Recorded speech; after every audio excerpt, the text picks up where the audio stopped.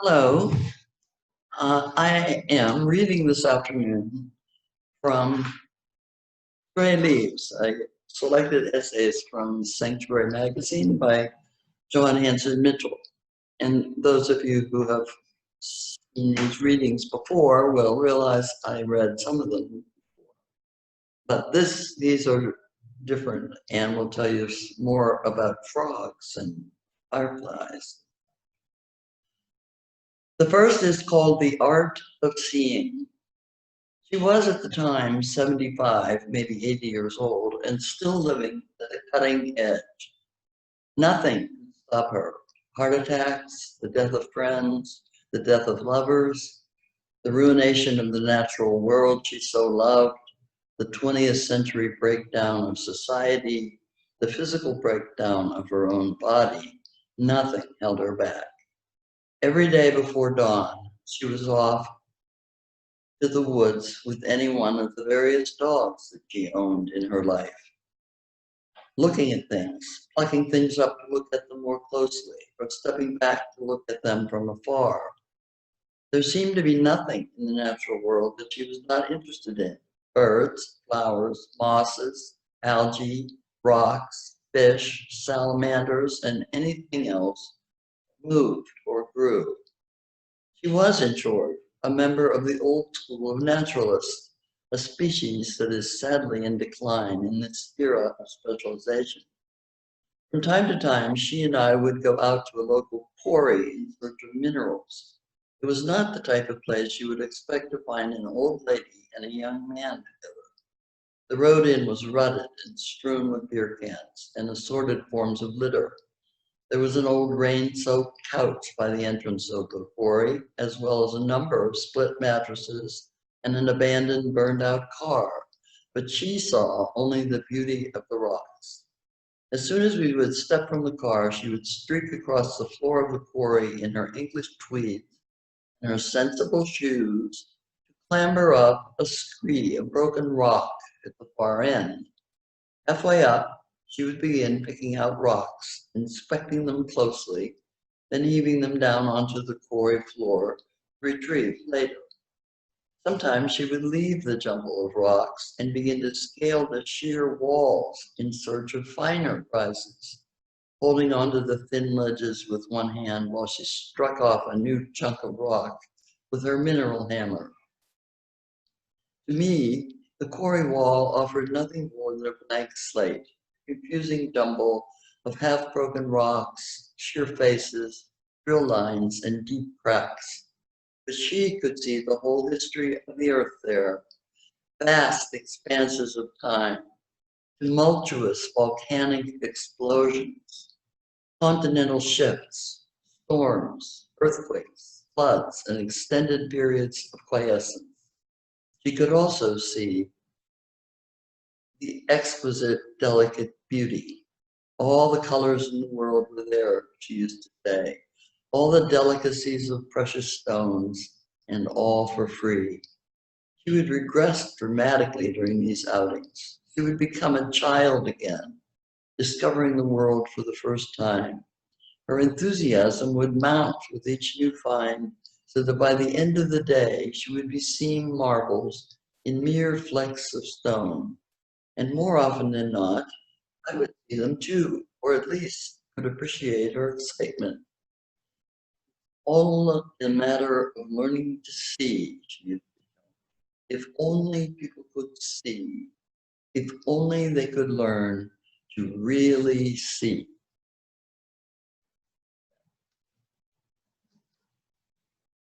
The next is an essay called Why They Seek Light. My father had a soft spot in his heart for fireflies. We used to spend summers at a rambling 19th century summer house known as the Reed's Creek Place, which belonged to some member of my generally extended family. The house was set in a grove of cedars and was surrounded by hay fields, which rolled down to a wide creek where my family kept a number of small boats and a splintery swimming dock. Often in the evening, after sunset, my father would retire to the wide porch on the western side of the house and sit there rocking and watching the hayfields fade from view. The first spark of light from the rising fireflies would inevitably inspire him to launch into some long firefly reminiscence, which his children, his family, and his visiting friends had no doubt heard before. Part of my father's love of fireflies probably came from his interest in the Orient. He lived in China for 3 years and would regularly visit Japan during his vacations.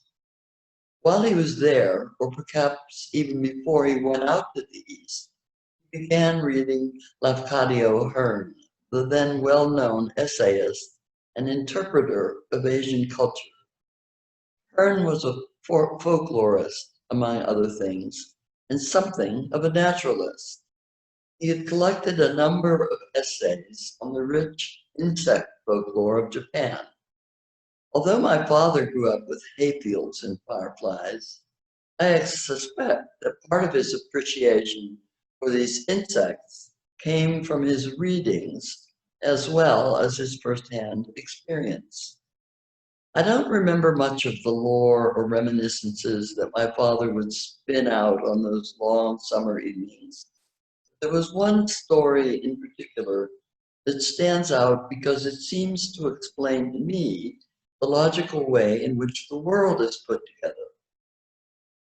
Periodically during those summers, in a Japanese folktale, probably lifted from Lafcadio Hearn, my father would recount the story of Princess Firefly. It seems that centuries past in the kingdom of insects, King of Fireflies and his queen had a beautifully bright daughter who came of age in spring. Her parents wanted her to marry, but she proved a fickle insect, in spite of the fact that a retinue of marvelous beetles, praying mantises, lacewings, moths, and butterflies came to court her. None met her fancy. As the years passed, her parents, and indeed the whole insect kingdom, grew more anxious.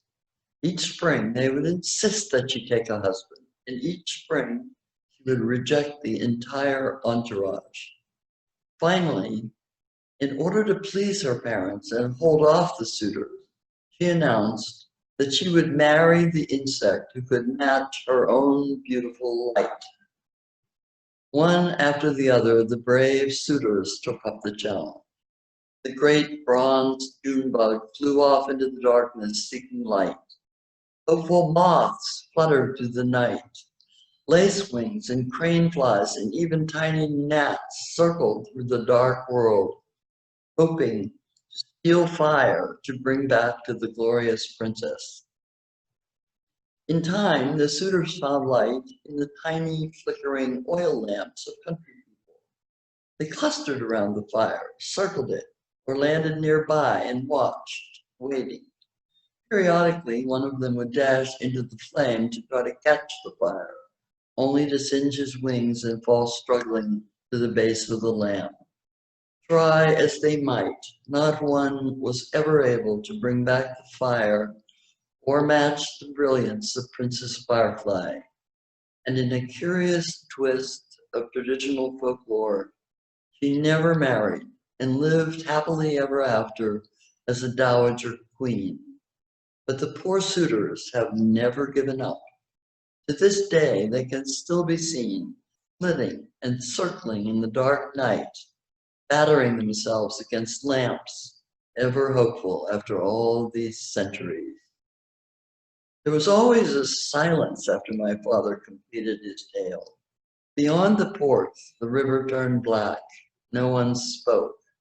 There was only the sound of the rockers on the old wood porch floor, the juggarum of the bullfrog chorus from the pond behind the main house, of night herons down on the dark riverbank, the sultry air, and below the house, like Japanese lanterns, the dancing lights of 10,000 fireflies.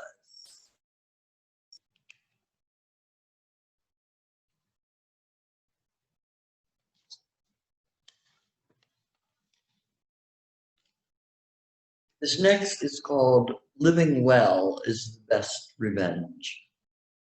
In the mid-1980s, using locally cut timber and a few borrowed tools, I built a small one-room cabin in Hickory Grove and spent a year living as close as I could to the natural world. I had no electricity, no running water, and I heated the cottage with wood, at least some of it garnered from land that belonged to me. One February night, while I was in the cottage, there was a terrific snowstorm, followed by high winds and a bitter cold snap. I learned the next morning that the town and its associated industries were in chaos. The power had been off for 12 hours or more. Computer companies had lost all their backup. Traffic was stalled and snarled, and people at home were shivering in the dark. All I knew of this was that the wind had made beautiful patterns in the snow at the edge of the meadow beside my cottage. A year in the woods observing the natural world is hardly innovative ground. I was taking my cues, of course, from Henry Thoreau, and during the time that I lived there, in order to better understand the roots of my experiment, I read or reread Thoreau's writings, including the better part of his journals. The more I read, the more I understood how prescient this Mr. Henry Thoreau really was.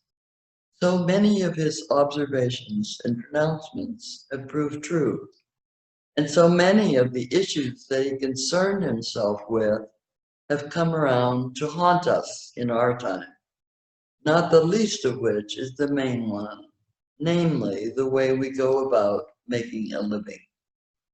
Thoreau says he went to Walden to drive life into a corner and find out what his necessities were.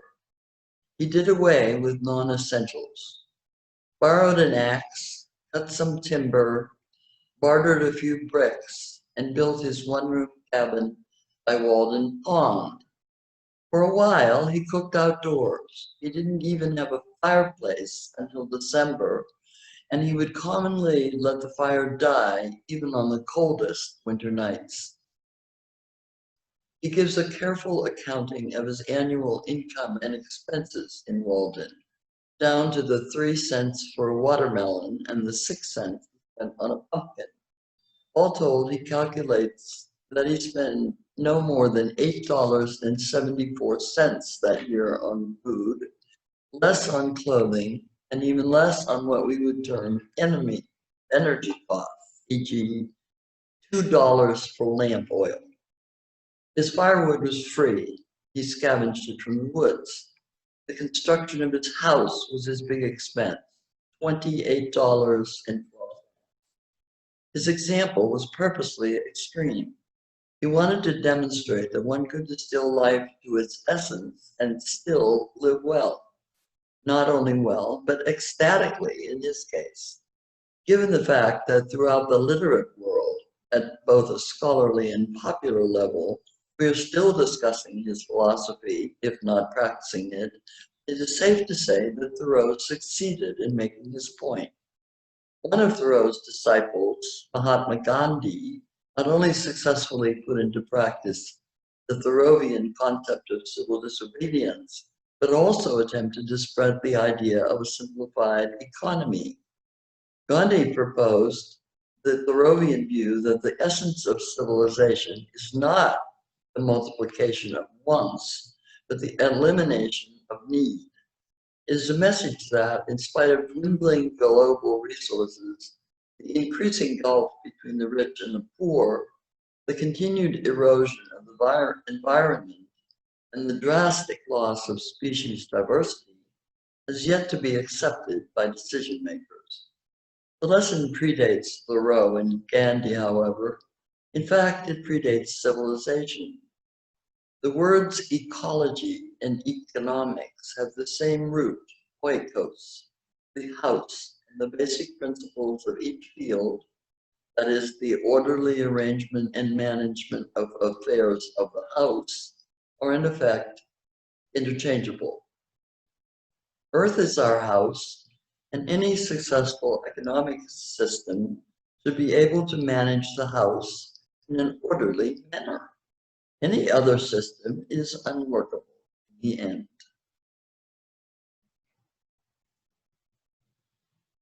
Now we come to frog, paradise of frogs.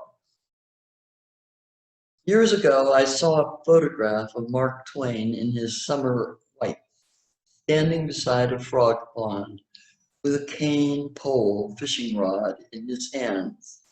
It was his custom, I was told, to tie strips of meat to the end of a line and feed his bullfrogs for entertainment on summer afternoons. The image haunted me for years. The place where I now live was once a paradise of frogs. There was a fallen barn on the property and an old uncut lawn in back of the house, with a few apple trees, backed by deep woods, complete with vernal pools. The yard, early on, was characterized mainly by amphibians. Wherever I walked, it seemed that something cold-blooded was hopping out of the way. A toad, a wood frog, or sometimes a green frog. I used to keep the pasture grasses down with a scythe, and nearly every other swing, sleek-bodied pickerel frogs would execute fantastic crisscrossing leaps to escape. I once found a gray tree frog in a hole in one of the old apple trees while I was outside. And sometimes, after long rainy spells in the spring, we would find frogs inside the very house. Wood frogs in the cellar, spring pepper peepers in the kitchen, and once a gray tree frog on the dining room window. Slowly, and perhaps mistaken course of gentrification of those grounds, I began mowing the lawn and digging in flower beds and cleaning up the fallen barn and the assorted detritus that had collected there ever since the old farmer who once owned this place went to his reward. Constant annual scything of the grasses finally evicted the poison ivy and the multiflora rose and the blackberry, but the pickerel frogs also departed. Toads no longer hopped out of the way on hot summer nights when you crossed a stone terrace in the back of the house, and I rarely saw any frogs on my lawn. What's worse, development began creeping into the former fields and woods around the house, and sadly, year by year, the spring peeper chorus diminished, and I heard less and less of the beautiful bird-like trilling of the gray tree frog. Part of this may have been a sign of the general worldwide decline in frog populations, but I consider that, at least around my property, it was probably all my own handiwork, and that my cleaning up projects had forced them out. As a result, some years ago, I started to do something to try to bring them back. My first act was to dig a frog pond under the apple trees. This was just a shallow, scooped out area that I lined with concrete. I dug the pond in March, let the concrete set, then filled it on a rainy day in early April. The next morning, I looked out from the back porch and saw a toad sitting on a rock I had placed in a shallow end. Unfortunately, within a week, the frog pond began to drain itself. I filled it again and it leaked out once more. I bought sealer and painted the bottom to no avail. In the end, I had to go out and buy one of those little pre-made fish ponds. To disguise its inherent ugliness, I gave this liner a skin coat of cement and filled it. A week later, no fewer than 3 green frogs had moved. Inspired by this, I dug another small pond farther from the house and put in another pre-made fish pond someone had given me. Within a few days, more green frogs took up residence, and at the end of summer, a fine pickerel frog settled there along with a fat bullfrog. I had no illusions that a single backyard frog pond, or for that matter, 10,000 backyard frog ponds, spread out across the suburbs of America, would do anything to halt habitat destruction or the mysterious worldwide decline of frogs. The fact is, I like frogs. I like to have them around. My pond projects were not that much different from maintaining a backyard bird feeder. To further encourage my frogs, I stopped mowing grass with a lawnmower and resumed scything. With the poison ivy evicted from the grounds under the apple trees, I allowed the grasses to grow all season, save for one or two cuts to keep the woody plants out.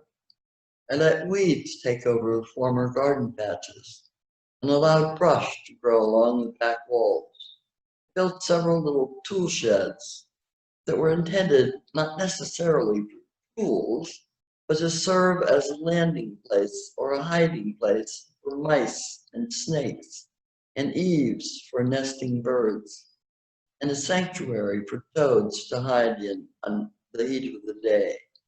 And finally, yet complete, I began digging a larger, deeper frog pond just beyond the apple trees. My hope is that someday I will attract a permanent bullfrog population. And then in summer, I shall dress in a white suit, tie meat strips to a fishing line, and spend the rest of my days feeding frogs.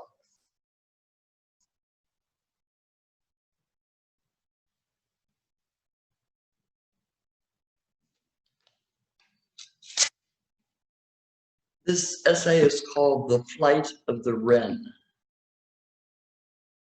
On any given morning between May 5th and May 10th, I can step out in the garden and hear, for the first time in a year, the incessant, even frenetic trilling of the house wren. They come in with a south wind, usually on a clear sunny morning, and go out with far less flourish on the northwest wind 5 months later. The male is the first to arrive, and he goes around his land, which according to 21st century legal documents is actually my land, stating his ownership in no uncertain terms. He's been here before, and he knows his way around. The female arrives a few days later, after a certain amount of ritual and restatements of territorial boundaries, none of which I can follow. She will begin work on a nest in a palatial birdhouse I have set up in back of my garden. The two of them spend the summer and spring there, flitting around, getting angry, and hunting through the shrubbery for spiders and caterpillars. Bird aficionados are not supposed to like wrens. They're noisy little devils, for one thing, and they have some very nasty habits. Once they've crammed their bulky stick nests into whatever convenient crevice they can find, they range around their property, picking the eggs of other nesting birds, almost out of sight. Furthermore, they are not, how shall I say, the most beautiful bird in the backyard. They are patterned with a few dark stripes against a dull wood-brown background. Their belly is whitish, and they have a mean little decurved bill that looks like it was designed for surgical purposes. Nor are they loyal mates. Once they have set up housekeeping and the female is incubating the egg, the male patrols his territory, seeking other females. Given all this, they have not endeared themselves to those who seek wholesome metaphors for the world of birds. Even their semi-musical trilling becomes tedious and you hear it every minute or so throughout the daylight hours. In spite of all this, I am partial to wrens. I like their spunk. I like their cocky little tails and beady eyes, and the way they get mad at anything in their path and begin whispering and chattering at dogs, cats, and even people. But mostly what I like about wrens is their predestined willingness to undertake marathon flights from the cold gardens of New England and Canada, south to Florida, and even beyond into Central and South America. It seems somehow unfathomable that these tiny packages can summon the energy to fly all the way down a continent and back up in the course of a year, select mates, then go about the business of raising children, only to turn around and go back south again in the autumn. Sometime in the summer, I don't know when exactly, since they slip out quietly, the wrens leave my garden. They fade from the sunny borders and move back into the shady woods, where they spend the late summer and early autumn feeding low to the ground, no longer singing and assuming a certain hard-working, business-like effect. Perhaps they need to lay low in this manner. They have a long trip ahead of them. Although a few individuals may hang around in the northern woods until November, most house wrens begin their mass exodus in September. Like many land birds, they move south in fits and starts. And like many migrants, they run into hardships along the way. Storms carry them far out to sea. Headwinds batter them. Cats eat them. And along with a growing number of birds nowadays, wrens crash into things at night. 50 years ago, these obstacles were radio towers, water towers, and the skyscrapers of cities. Now the birds have to contend with the proliferation of cell phone towers as well. Somehow, through all this, through pure atavistic drive and that unstoppable wren energy, they make it. Wrens are not long-distance migrants in the manner of swifts and nighthawks or even warblers and hummingbirds. They generally only go as far south as Florida, but it is that lack of limelight, that commonplace, dogged manner that I like about them. They're energetic, little sparks of life in a hard rock world. I dare say they will never become extinct.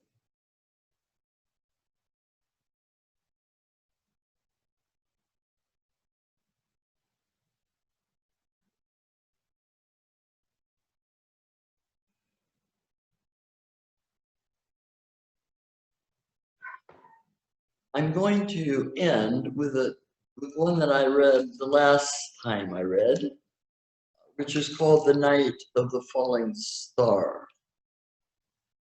A number of people found it especially moving. Long ago, when we lived successfully disguised to ourselves as sailors, my oldest brother and I were hired to deliver a schooner from Maine to Stonington, Connecticut. In point of fact, we were probably too young to be trusted with such work, since we had no specific date for the actual delivery. Rather than make a straight run of the affair, we spent the whole month of August sailing slowly along the coast, poking into little anchorages along the way, stopping often to explore. Toward the middle of the month, having had our fill of salty ports crowded with New York yachts, we came into a small, unpopulated, unhosed cove on one of the Elizabeth Islands and dropped anchor. That evening, we lounged on the afterdeck and watched the night slither in across the moors and low hills to our west. The wind dropped after dark, and the waters of the cove merely riffled against the hull. We could hear frogs and the occasional croak of a night heron, and then one by one, all across the island, whippoorwills began to call. It was a hot, sultry night, with the tribes of stars floating overhead, and our little vessel suspended between the unfathomable depths of black waters below, black skies above. By this time on our cruise, having been alone for so long, and living as we were under open skies, my brother began to imagine that we had descended from some lost race of lean, bronzed gods, capable of anything. From time to time, in order to prove this fact to visiting sailorettes, my brother had developed the habit of ascending the mainstays, standing on the cross trees, and then diving headlong from the top mast of the schooner, barely clearing the gunnels in the process.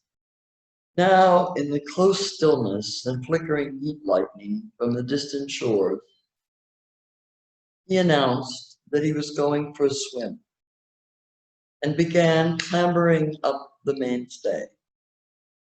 I watched as his dark, monkey-like form shimmied higher and higher.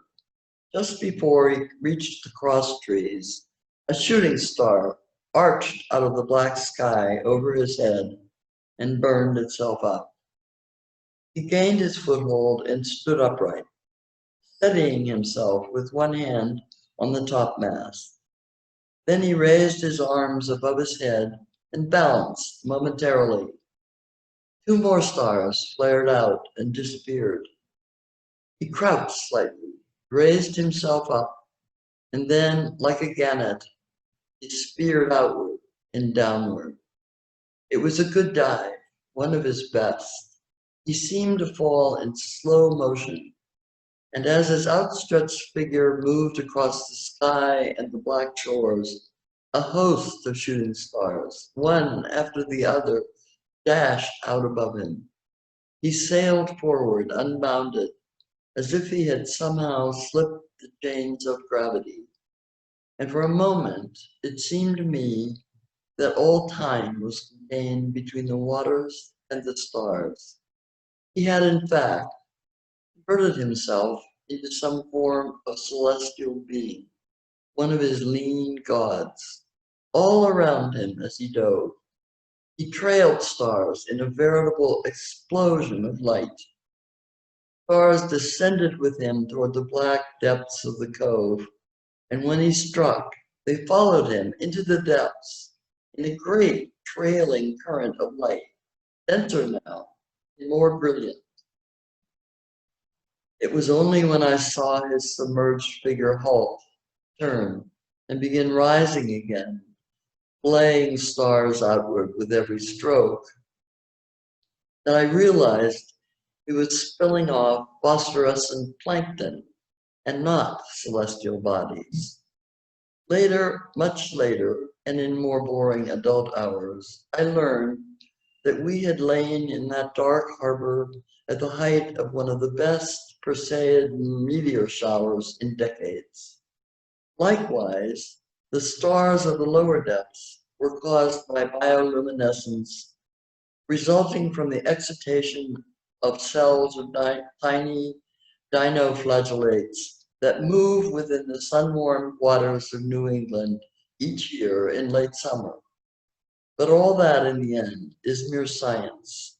And in those brighter years, he and I lived outside the confines of science and reality, or so we believe. Thank you.